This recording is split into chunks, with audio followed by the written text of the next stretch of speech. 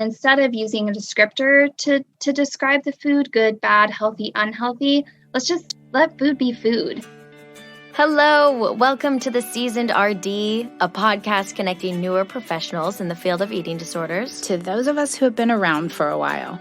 I'm your host, Beth Harrell, a certified eating disorders registered dietitian and supervisor. And I'm Abby Brown, a registered dietitian who is newer to the field.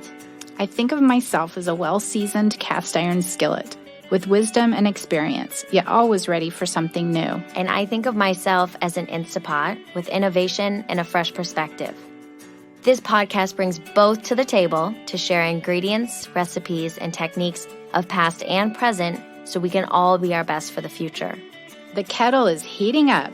The skillet is on simmer. So join us around the table for true professional nourishment. Abby, ready to stir the pot? Let's do it. As a dietitian working with eating disorders, we've all dealt with tears around meals, around certain foods, around certain thoughts about foods and eating and body. So this is probably one of the most entertaining episodes that I've had. It starts out a little slow, but if you hang in there with us, you're going to get some really great nuggets. And I just feel like Valerie Grogan, who is this dietitian, CEDRD, should be a stand-up comedian. So her career choice was actually color-coded. That's how she decided. She talks about how sometimes we as the RD are the most despised team member. There's a lot of talk in here about Laureate, and that's for good reason. They do sponsor this episode. But if you want to get a taste of the language and kind of the schedule of what the ED-RD would be like in an inpatient setting, it can be really helpful to listen in. But also just like how does the dietitian handle the tears? And the definition of healthy, Valerie-isms on paleo and keto and clean, and how to work with families. Bottom line, we have to let food be food. There's no morality or judgment with food, and how to hold the line with boundaries. Sometimes we aren't going to be loved as dietitians, but we got to, help each other out. So she recommends several different books that helped her get started, and I hope you enjoy this episode. Valerie Grogan, dietitian, we are so, so grateful that you're with us today. Happy to be here. Hello. I wish everybody listening could see the wall behind you. It really is so cute. Yeah, we'll have to tell people. I think I have just about every color represented in my office. And a few phrases like, when in doubt, take another bite, and other things that clients and patients have given her. Believe there's good in the world. And so, yeah, that's what we're seeing right now. All right, Valerie. So just to warm up here, mountains or beach?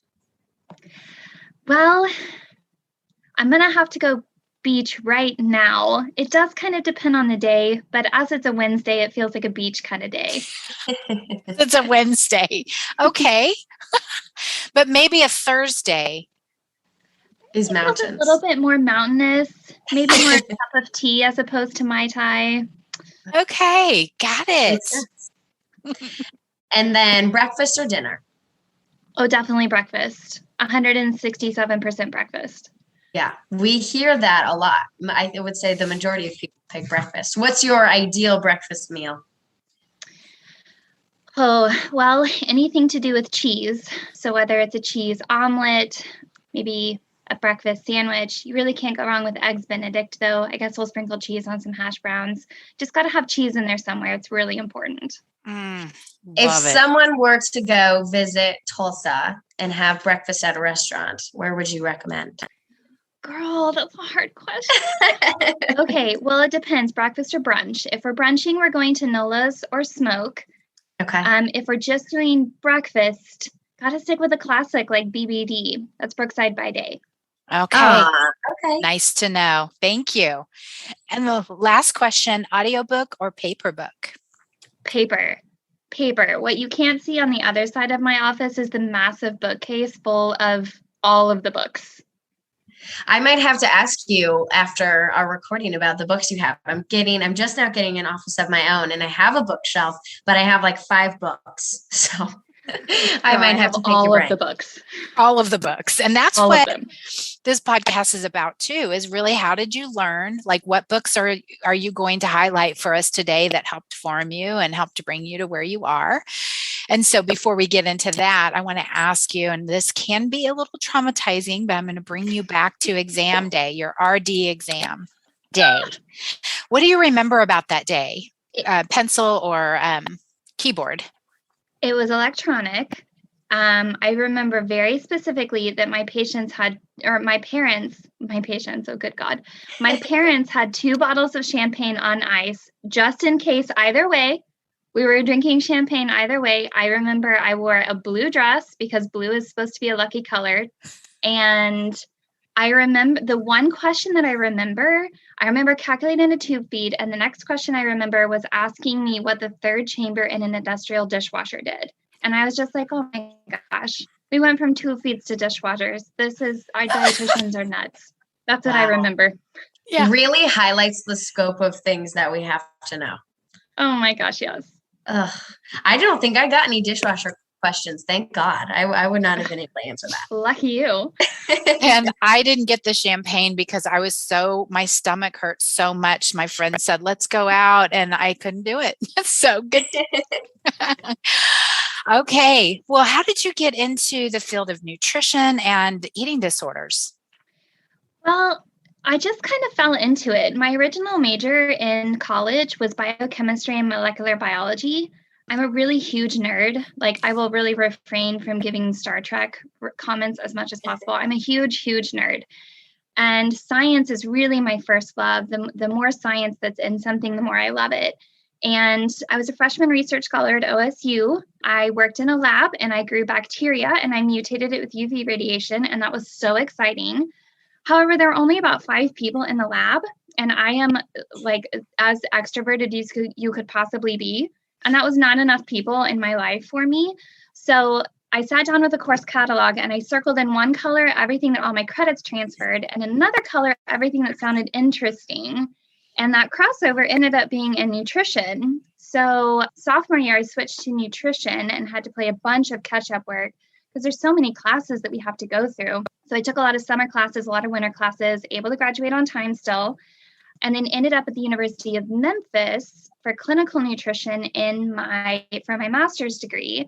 And I actually did a lot of work with the geriatric population. I worked at a couple nursing homes. I did a lot of work with the VA hospital. So I assumed that when I came back, I would go work for the Veterans Hospital because grumpy old men are my most favorite thing of all time. Grumpy old men are my jam. So when I moved back to Tulsa, there were no jobs in dietetics, absolutely none. And since I decided living under a bridge didn't really sound like my cup of tea, I actually took a long-term substitute teaching job at a high school here in town, and I taught physics for a year. Decided that teenagers were not my most favorite thing of all time. And then the Laureate job came open, and the Laureate job was adolescent inpatient eating disorder dietitian. And all 3 of those things sounded absolutely terrifying to me. Me and Jesus really had to sit down and talk about it because that was just nothing at all what I wanted to do. But I think people end up where they're meant to be. I ended up getting the job. I worked under Leah Graves for a couple years before she left. And I mean, I've been here since 2012 now, and I miss my grumpy old men sometimes, but now I have grumpy teenagers, and I cannot see myself doing anything else. I truly believe people end up where they are supposed to be, because man, it was just a total twist of fate that I ended up here. Sure. So you mentioned that you studied, or that Leah Graves was there. What else were your resources to help you learn what you did learn? And what's a typical day like for you at Laureate? Well, we are an interdisciplinary treatment team. So I work with therapists, a couple other dietitians, the doctor, the nurses, and really a bulk of my knowledge just came from listening to the years and years and years of experience that were in our treatment team meetings every morning. We meet as a whole team every morning. Therapists like Nicole Wood-Barkalow and Nancy Park. If you've been in the eating disorder field, these are names that you've heard. Hearing what the therapists have to say, listening to Leah Graves, sitting in some of her sessions. Really, the bulk of my knowledge came from just listening and having conversations with the people around me and asking a lot of questions like, okay, this patient just had a complete come apart in my office. What do I do about it? And then learning from that. It's a lot of on-the-job learning. Yeah. Well, how can dietitians who don't have that privilege, how can they connect with others? Do you do supervision? You do some case consults? I do case consults. I have one coming up, I think in September, and I believe another one in December. But I mean, in the before times, before COVID, we had professional site visits here at Laureate at least once a month. So Claire Gish, when she was still here, and I would connect with those professionals. I'm really open to supervision with people. I have dietitians all over the country that I've worked with their clients who still email me questions. I actually had a mom of a client who ended up becoming a dietitian. She's reached out to me a few times. That's really exciting. Yeah, dietitians got to stick together. It's a really hard field. I always joke that the dietitian is the most despised member of the treatment team. So anytime someone needs questions, help, anything, we got to stick together. We got to help each other. And that's the hardest. I do remember that you're not going to be liked, Beth, and I started at an inpatient hospital unit for eating disorders, and that bothered me. It really did. But I had to realize that it wasn't me. It was their eating disorder. Yeah. I'm really grateful that you do those consultations because I do have a supervisee who reached out, who I forwarded the information to, and you keep those at small groups. And is there a reason for that? I am not sure, probably just so everyone can have a chance to be heard. I know that I'm not the only one doing them here at Laureate. I know Dr. Mosman has one, Dr. Godwin has one. I think they're just kind of rotating us through. But my email is out there. People are always welcome to shoot me an email. Mm-hmm. That's awesome. Thank you so much. How about books? You mentioned you have a bookcase full of stuff. Oh, man. Well, I'm looking at it right now. And for the dietitians listening, my Krause's Food and Nutrition Therapy is just front and center. I paid a lot of money for that book. It's right next to some of my Harry Potter books, actually.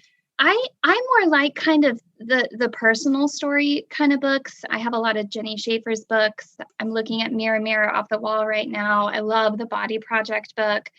Because I know a lot about the science of things, a lot of my books are more trying to understand the emotional work, the feelings behind this whole eating disorder thing, because feelings are not my most favorite thing of all time. I always joke that food has no feelings. That's why I'm a dietitian and not a therapist. So really trying to understand the emotional story behind these. Father Hunger is another one of my favorite ones to recommend for families to read, especially the dads out there. So really read it with a box of Kleenex. Have you read Meaningful by Ali Spots de Lazar? Oh, no. Okay. Well, you should, because it's all about stories. So I think that you would really like it. It's like 23 stories of different individuals with eating disorders. It's a good one. Yeah, you should hold it up so she can see I know this is a podcast, but yeah. How cute cover. Yeah. You can get it on Amazon even. So she's a CEDS and you're a CEDRD, yeah? Certified Eating Disorders Registered Dietitian. What made you decide to become certified? Well, it just kind of seemed like the next logical step. I mean, I'd heard about it several years ago when I had been at the IADEP conference. And then as I saw it kind of becoming more and more prevalent, I was like, well, gosh, I've done this for 5 ever. Why don't I have that? So just seemed like the next logical step. Glad that you did.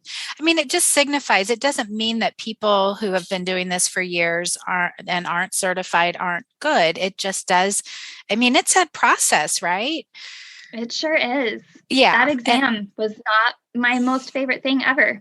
No, and it is many hours of supervision and 2,500 practice hours and then 24 hours with your supervisor, et cetera, if you're doing the traditional route, which that's the only method or the only route now. But I want to get back to Laureate because it's a cool program. And I have been in Kansas City for many years and still have not yet been down for a site visit. But with COVID, I know that I will once things lighten up. But Dr. Mosman has come up to Children's Mercy to visit with us and all of the folks in your area. attending webinars and learning so much. What's a day for you at Laureate, Valerie? Well, on the adolescent side, and the adult side has a little bit different schedule, but on the adolescent side, I'm in my office by about 7:15, 7:30 in the morning, just because it's really my only quiet time before my patients hit the floor. My office door opens directly onto where the girls hang out, so I'm accessible to them all day. But our interdisciplinary treatment team starts at 9. So again, we all meet all together. We discuss every single client every single morning, kind of make sure that we're still on track with things, talk about anything that came up from the day before, kind of things we want to accomplish for this day. Treatment team meeting lasts anywhere from an hour to 2 hours, just depending on what's going on. Usually I'll have an admission or I'll see another client or two before lunch. Our clients have lunch at noon. I do lunch with my clients every Wednesday, and today is Macaroni and Cheese Day. It is the greatest day of all time. It's cheese. Yeah. It's cheese. It's my favorite. So love that. So today's Mac and Cheese Day. And then afternoons, it's usually sessions, family sessions. I run a nutrition goals group every Tuesday. Such a fun group. I always give out stickers for every goal that we accomplish. And man, those stickers are a very big deal. We don't have enough time to do stickers. There's like a mob outside my office. Very, very big deal.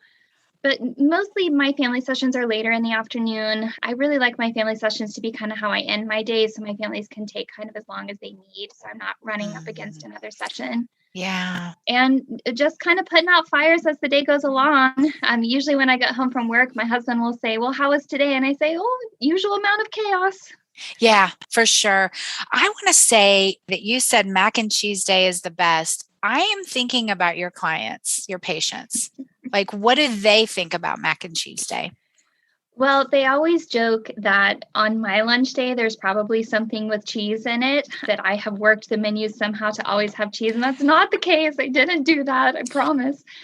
But I like sitting down and eating with my girls. I would never ask my patients to eat something that I wasn't fully willing to eat myself. That does include mushrooms, and I have very strong opinions about mushrooms, but I will eat that with my girls. It's just really fun to sit there and show them there's joy in this food. I love this. I'm having a really good time eating this, and let me sit down and do this with you.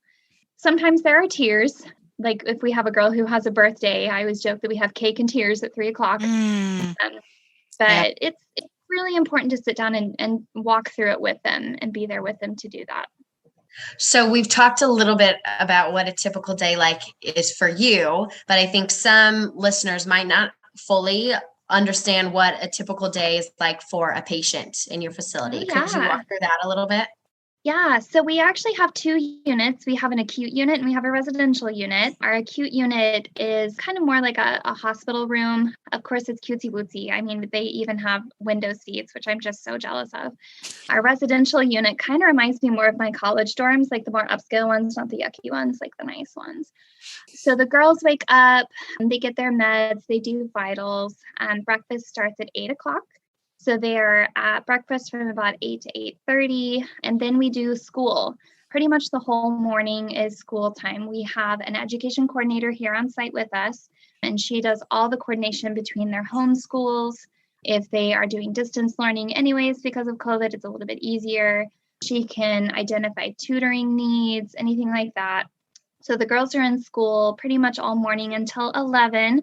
11 o'clock, they have a big group called Process Group, where they will all get together, kind of talk about issues that they're all going through. If there's any issues amongst the milieu that need kind of brought to light, they'll talk about that. Lunch is at noon, from about noon to 12:30, 12:45, just depending on the day. And then they have another big group right after lunch where they are kind of going over a lot of the same things from the 11 o'clock group. If someone had a hard time at lunch or they have a family session coming up that they need to talk about, just a kind of a big group time together. Then 2 o'clock, there's usually a psychoeducational group, whether it's a body awareness group or whether it's relapse prevention, positive affirmations. The therapists really have the freedom to kind of choose what groups they think this particular milieu needs at the time. Snack is at 2:30, and then we do yoga. We do yoga 3 times a week during the week, and then of course on the weekends. But they have yoga. We have a yoga instructor that comes to us, and she has a dog, and she's the best. The dog's name is Hattie, and she's just wonderful. So we get dog time every Monday, Wednesday, Friday. There's another psychoeducational group, either one of our interns. We're a teaching hospital, so we always have interns in and out. Either an intern or another therapist will do that. And then dinner is at 5 to 5:30. And then our nursing and our tech staff run a group at 6. And it's kind of whatever goes. I had one tech who put together this elaborate like murder mystery party thing that was just so fun. Sometimes they'll do a news group where they make a Laureate newsletter. They love to write stories about us. It's pretty hilarious. Just kind of whatever goes, whatever the nurses and the techs want to do. And then PM snack is around 8. And then it's just kind of wind down time after that. Watch a movie, read some books, work on homework. Yeah, we try and keep it as structured as possible, just so the girls know that there's a plan. But I mean, sometimes we'll do fun things. Every Tuesday we go to the pool. We have a pool here on site, so the girls get to go splash around in the pool.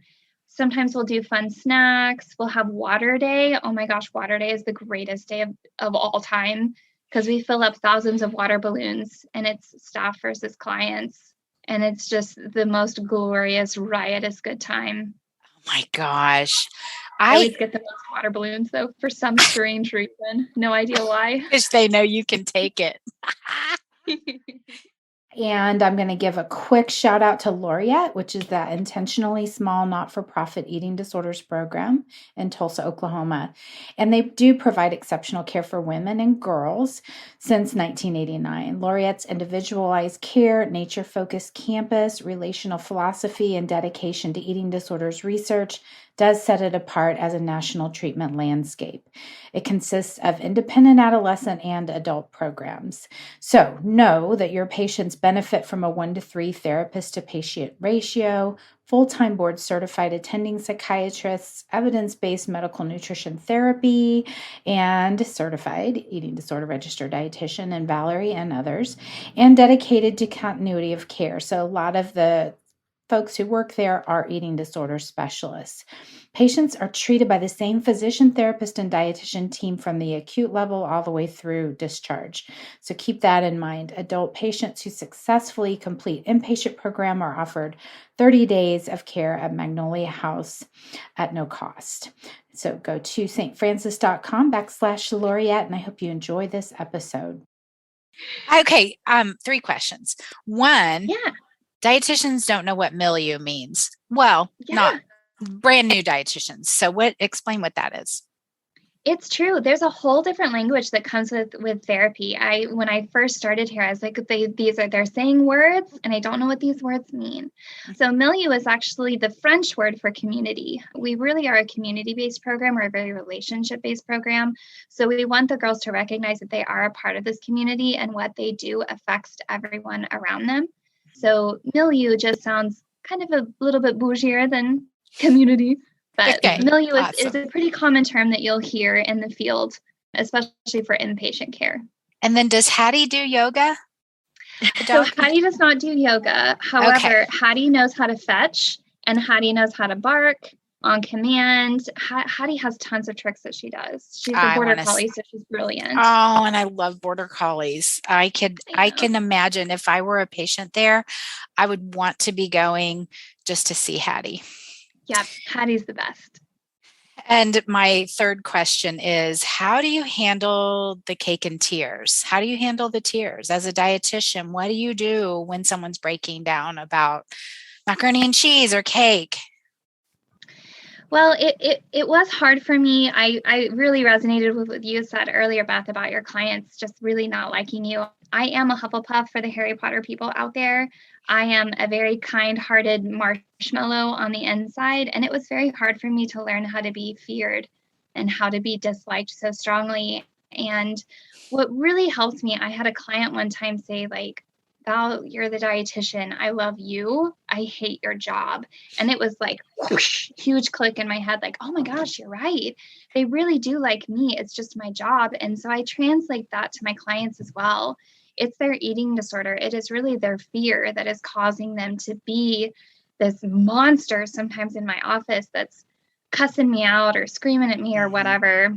But it's very funny. There's actually a picture of my grandmother in my office. And if you cuss me out in my office, it's fine. You just have to apologize to Kiki because she doesn't do that whole cuss thing. So all my clients always do it. It's so freaking funny. They'll be like cussing a blue streak at me and then they'll turn around and say, sorry, Kiki, and go on. It's very funny. But really, really trying to do that separation of person and illness. Your fear is not who you are. You get to choose who you are. So really not viewing the person as that illness, just trying to find who they are in their struggle. Well, and kind of relates back to what you said about there's so much learning when your feet are on the ground. This is, never anything that we would learn in school about how to deal with these situations. But once you're thrown into the scenario, you kind of pick up on it. Yes. And oh my gosh, I went from grumpy old men to screaming teenagers, and it was quite a learning curve. Yeah. And even the pool day, when you said splashing around in the pool, it's great. I'm envisioning these girls in their swimsuits, like that body awareness and comparison. And it you're making it very fun and fun sounding. Oh, wow. Yes. I have a giant inflatable donut in my office. I had to put it down on the ground so it wasn't like in the shop, but I have a giant pink donut that's been here for years. If any of my former clients are listening, it's still here. I still have it, but they take it to the pool. We'll go splash around with it. It's a lot of fun. We really want to work on that exposure work. You mentioned comparison. That's so huge in this population. Comparison. Well, and you're taking a situation that is definitely a little bit traumatizing for them, but it's like, we have to do this. They have to get these experiences to get better. It sounds like you guys do such a good job at making it somewhat enjoyable for them. We do try. Doesn't mean I'm not going to make them mad or make them cry, but we'll have fun while we do it. And so is there preparation? For a pool day? Preparation emotionally? No? Not really. No. Not really. It's a lot of exposure work. It's all right. It's 4:00. It is time to put on your giant t-shirt. Let's get to the pool. And but I don't want to go, or it's too hard, or nope, we're all going. Usually it's the clients that take care of each other, though. Often we just have to hold the door open. Usually the girls are really kind of pushing each other to get out there and go. That's awesome. Part of that milieu, the community of helping each other, but also, being triggered by one another as well. So you wrote something called, I think it's In Defense of Cereal. In Defense of My Cereal. Of your cereal. Tell us about that. So we get periodically asked to write articles. I was asked to write an article, and when I asked, what do you want me to write it about? I was given carte blanche, which if you know anything about me, that's actually a pretty dangerous thing to say to me because you never know what I'm going to come up with. But I had this experience where I was at Target and the only thing I was buying was cereal. And I was in the cereal aisle, and the greatest cereal of all time is Captain Crunch with berries, hands down. I don't care who you are. You can say what you want. It's Captain Crunch with berries. Get out of here. And there was this mom in the aisle with me with her two little boys. And I heard her say, to this day, I heard her say, if your cereal has cartoons on it or it's super colorful, it's not healthy and we're not buying it. And I'm standing there with, Captain Crunch in my arms. It's the only thing I'm buying. It's the only reason I'm there. And she looked at me, her kids looked at me, and she very clearly did like the up, down with her eyes at my cereal. And I was like, don't be judging my cereal. But I mean, as a pretty witty, funny person, normally I can like fire something off pretty fast. But I was like so taken aback. I'm not used to doing that in the real world. Normally I don't tell people I'm a dietitian because they just tell me weird stuff. But all I could come up with was, I'm a dietitian, and just, marched on off. I could not believe that these two little boys were not going to be allowed to eat, Fruity Pebbles or whatever it is they wanted. And so it really kind of stuck with me, that thing. I told that story all the time whenever I gave lectures during our family week in the before times. And so I decided to write an article about this whole misconception of the word healthy, because one of my favorite things to do with clients is talk about their idea of health. And if you crack open Merriam-Webster right now and you look up healthy, you're going to find a completely definition than what we actually use it for. The literal definition is the absence of disease. And, if you look at my Captain Crunch with berries, there's no disease in there. It's just cereal. It's an inanimate object. It can't have a sign or symptom of a disease. But sitting in my office, there is a disease, and it's an eating disorder. And that's really what's unhealthy, is the mindset about the food, not the food itself. Food is amoral. It's just there to be what it is. So it's really looking at this idea of the word healthy and how misconstrued it's become. Do you ever get, especially with the impact of social media on teenagers and then just the diet culture world, do you ever get patients who say like, oh no, I'm not eating that, it's not organic, or this, I'm paleo, so I can't do that? Like, how would you combat those? 6 times a day. Oh yes. Okay. That's so common. I really love tearing those kinds of things apart, so you mentioned paleo, this whole idea of eating like Neolithic man. Well, last I checked, Neanderthals didn't survive evolution. They died. So I'm not really sure why we need to eat like them, since, they didn't make it. Also, the foods that were available to Neanderthals, they've completely evolved as well. I mean, if you look at the general evolution of tomatoes, the tomatoes that, Fred Flintstone had are not the tomatoes that we have.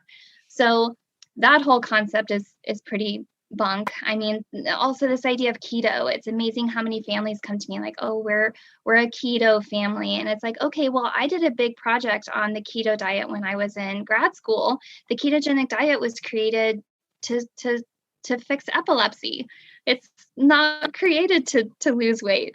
I was actually at a social establishment, a bar, and this guy had come up to me and was talking to me and told me how he was eating keto. And I said, oh my gosh, how long have you had epilepsy? And he looked at me like I was nuts.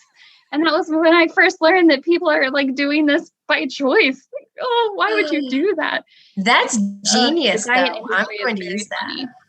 That is genius. Do you get pushback from parents?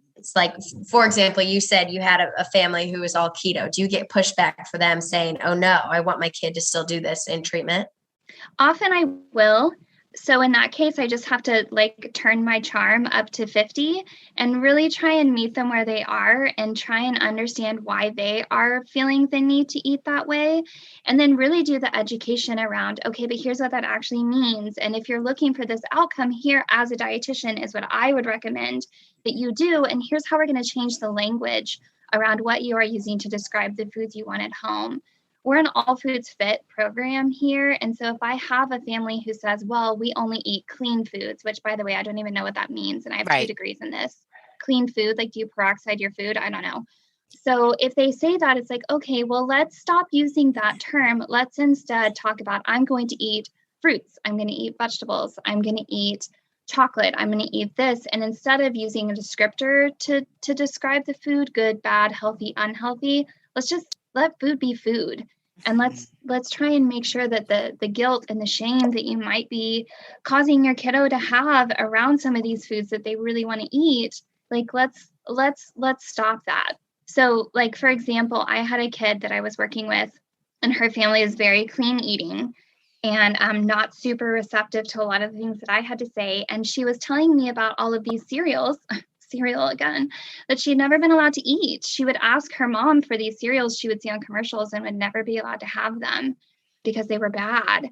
And so she and her mom and I sat down and we ate a bunch of cereal. I mean, I went to the store, I bought, you name it, I bought it, and we tried all of them and we had a rating system. And for this mom just to see her kid get so excited about things, it really was a changing moment for her to see like, oh, well, we're not going to eat Cocoa Pebbles every day, but this was actually kind of fun to try something different that we've never done before. And the joy that they were able to get out of that was pretty fun. So really trying to involve the parents in those discussions and try and change the mindset and the language particularly. That was really helpful because I'm going through almost an identical situation right now. So I'm going to have to use that.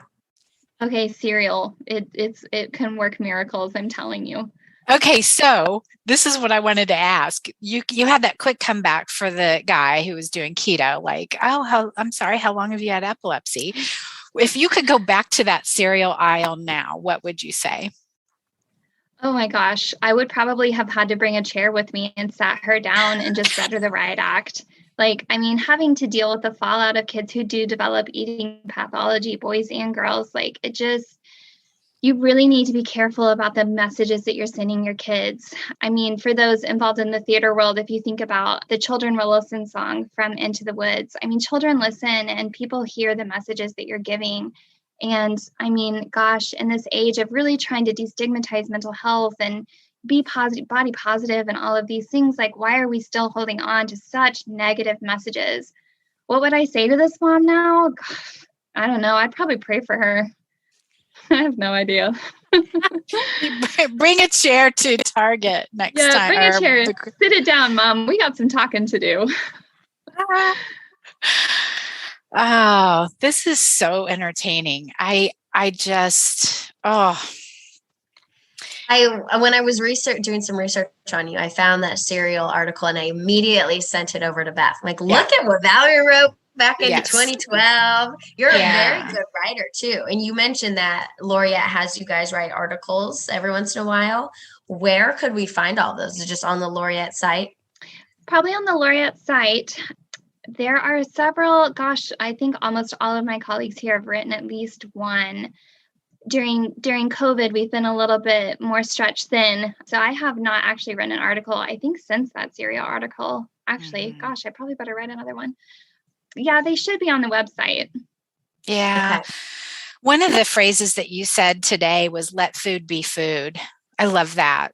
And I think that could be another thing that your patients give you, that I'm looking at behind you. There's all kinds of beautiful drawings and phrases and things that, and your grandma is in there. That is brilliance. Yes, That's brilliance. Yes, she is.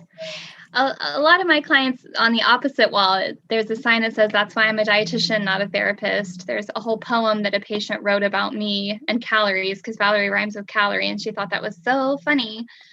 Is it a long poem? I would love to. It says, Valerie, she's my gallery. She doesn't like to count calories. She says I need more variety. Although our sessions can be a pain, in the end, I love you all the same. All my behaviors are so lame. My ED is the one to blame. So cute. Oh my gosh. I love it. You are right where you're supposed to be, Valerie. People end up where they're supposed to be. I feel sorry for the old men that are missing out on you, but I'm glad Laureate has you. My poor grumpy men. That's okay. It reminds me a little bit of a social worker I worked with when I was at the Children's Hospital, and she would say, these are my dream boat. You know, the hardest cases are the ones that she really, really loved. Otherwise, what good are we? Okay, Valerie. So taking yourself back to entering the field of eating disorders, what do you wish you would have known then that you do know now? That it is really okay to be hated. It's really okay to upset your clients. It's really okay to make them cry. You should not compromise what you know to be the right thing to do in order to make someone like you. It's really important to build a relationship with your clients, but it is not okay to sacrifice, pushing them and really making them uncomfortable in order to achieve that goal. There are other ways to connect with them. Oh my gosh, boundaries are like my most favorite thing in the entire world, aside from cheese and Harry Potter and my husband and my dog. But just really, your clients will have a sense of safety knowing that you're going to hold the line and you're going to be there for them even when they're screaming at you. That's probably the hardest lesson I had to learn, was it is really okay to be feared and it's okay to be hated, because it's not forever. Mm-hmm. And it's not you. It's not me. It's not me, but it's really hard. And anytime I have an intern, that's always the first thing I tell them is, if you want your clients to like you, you are in the wrong field. And if your clients are miserable, then you're probably doing your job really well.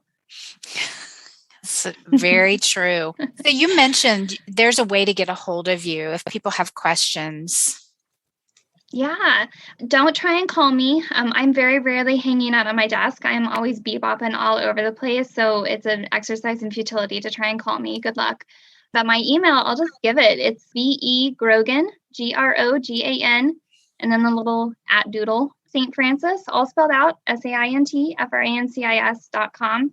as I said, dietitians got to stick together. This is a really, really hard field. And I mean, if we're there to support each other, across different treatment facilities, across state lines, we really got to help each other out. This is a really hard job.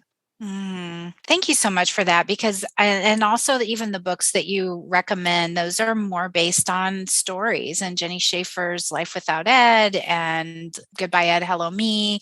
And she's part of also Almost Anorexic, I believe. So I have all these books too. And I had someone ask me if I've read all of them, and I'm not going to answer that today because I would embarrass myself. But I like some of the titles. Well, the most interesting book I've probably ever read is The F-It Diet. I won't actually say that, but that was a very validating reading experience.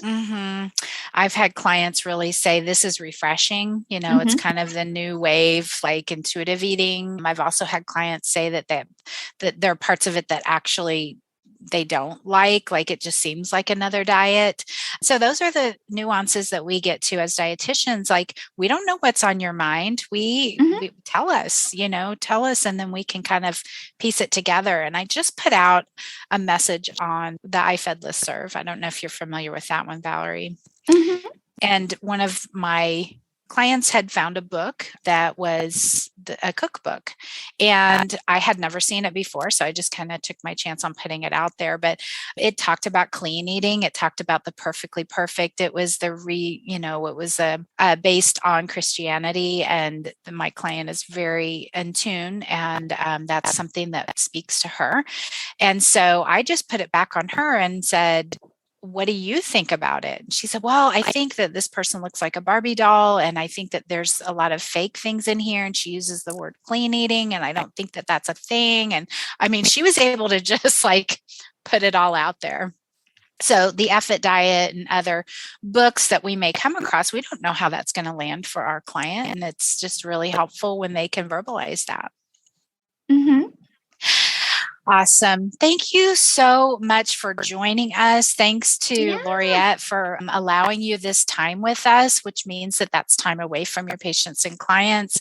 But we can't, Abby, I think we have to have Valerie back after she writes her next things. And I'm honored. Thank you, Valerie. Let's lean on each other and learn from each other so we can grow together as professionals in this field of eating disorders. If you want to connect with me for supervision or membership with monthly content, please find me at bethharrell.com/professionals.